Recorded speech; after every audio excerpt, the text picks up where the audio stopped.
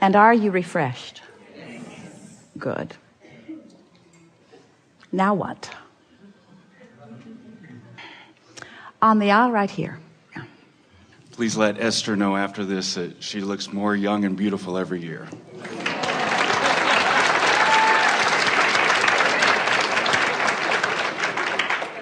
She likes your hair. Seems to be a trend in the audience. I grew up among a lot of well-meaning adults, religious adults, and they taught me a direction to train my life, and I did. And through force, I put together a life that I was told would bring me joy and happiness. And I got to a point where I realized that that was not the case.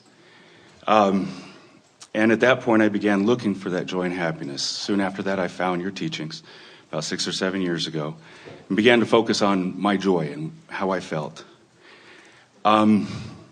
Every year, I've seemed to have an evolving question because that life seemed to have dismantled itself very dramatically at times, to the point where the relationships that I had, the possessions that I had, have purged themselves from my life. I'm happier than I've ever been, but I don't seem to be able to put together the life that I want now. It's not seeming to come together the way I'd like it to. How can I make it easier? What am I needing to do? It's interesting because the word that you used, purge, law of attraction does that. Law of attraction brings to you what's active and holds from you what isn't. In other words, it's a really nice thing to acknowledge that whatever it is that's active in your vibration will make its way into your realization, into your ability to translate it into the tangible, manifested experience. So when you are remembering a past experience, that there are parts of it that you are happy to leave behind, what happens sometimes is that you take it all and attempt to leave it behind because there's a sort of guilt on your part or a justifying that I need to leave that behind, and in the process you sort of leave more behind than you mean to. You can be a selective sifter, and what we've noticed is that in any effort to leave something behind, this is one of the most powerful statements that we have ever made. When you make any effort to leave anything behind, you always leave more behind than you meant to. Because in the pushing against, you get that vibration going that doesn't allow you to keep the parts that you want. So if your philosophy instead of is, I'm trying to get rid of unwanted exposure to concepts that aren't working for me, if instead your attitude is, I did good so far, but now I'm even more discerning, and what I seek from where I am now is more of this. It's easier for you to keep the parts that you like and keep getting more of them while you leave the parts that you don't want aside. And the distinction is the purging, which never works, as compared to the allowing, which always works. So rather than focusing on what you want to leave out of your life, start focusing upon what you want to leave in your life. There is so much that you received from your well-meaning religious upbringing that still would serve you well. But in the feeling of control, you sort of wanted to get rid of all of it. And then you get lost in the process. Making sense to you? Absolutely.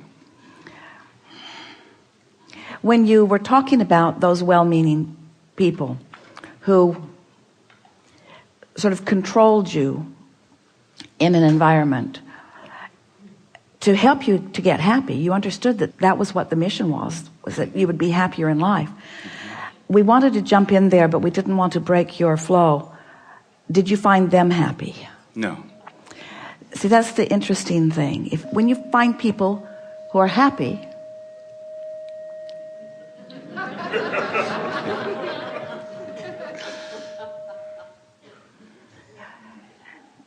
they sound like that.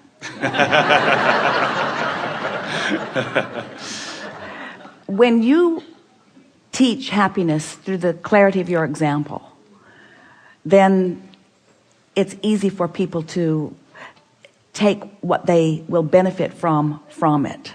When you teach happiness from control, what you're really teaching is control. What you're really teaching is pushing against. So it's that conversation again.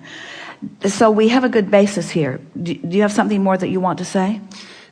Well, what I found is that their goals for me were very specific and very direct, and I knew what kind of a path to follow. What were they? What were the goals? Well, have a family, live the tenets of the religion, do this, do that, you'll attain these possessions, serve within the church. Don't live under a bridge. Don't live under a bridge. And this is what a family looks like, and this is what you're supposed to be.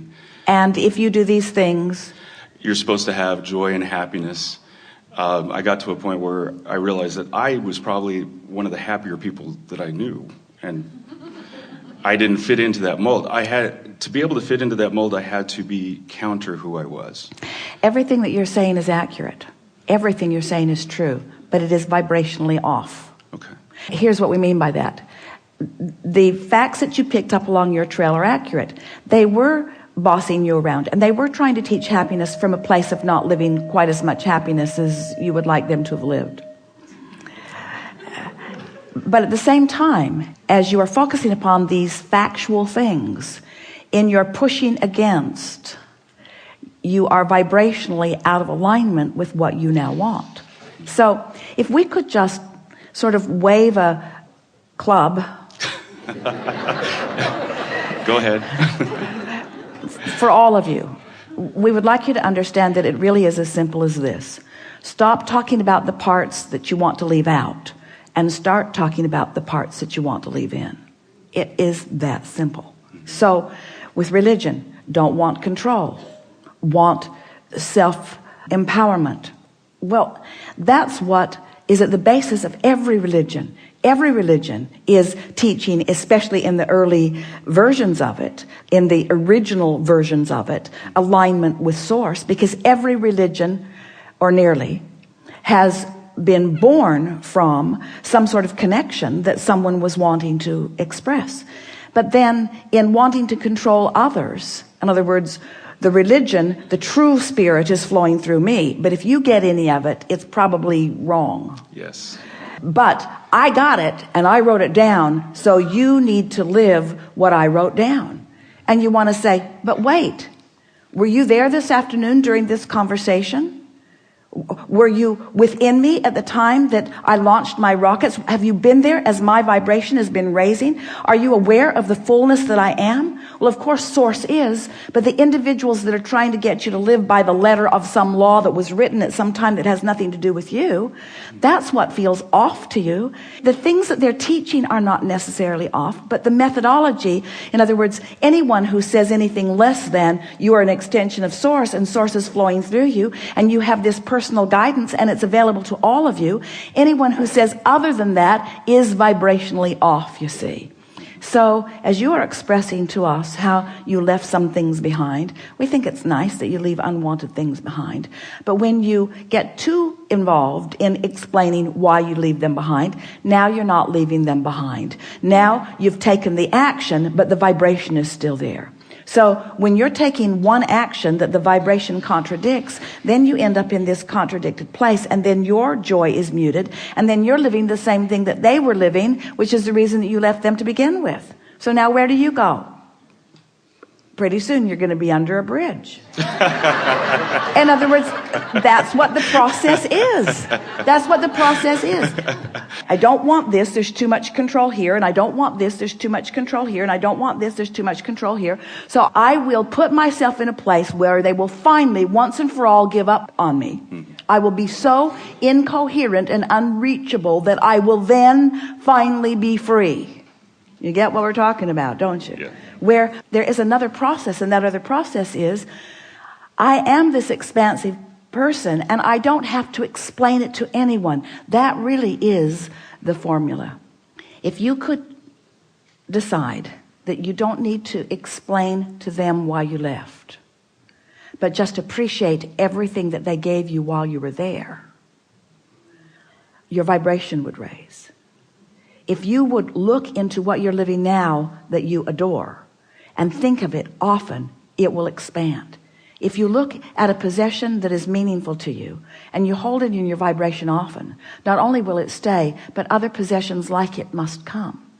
As you look at aspects of people, we started to say people, but that's too big of a label, because when you look at any person, there are attributes that blend with your desire and there are attributes that don't blend with your desire. So don't just take a person at full face and say, I want you in my experience. Look at the individual attributes. This is beneficial in this way, and this is beneficial. I like this about you, and I like this about you, and I like this about you, and I like this about that, and I like this about that, and I like this about that. And before you know it, you have activated the basis of your life with the things that you care about, with the things that you like, with the things that are in vibrational concert with who you are. And under those conditions, those manifested versions must be realized by you.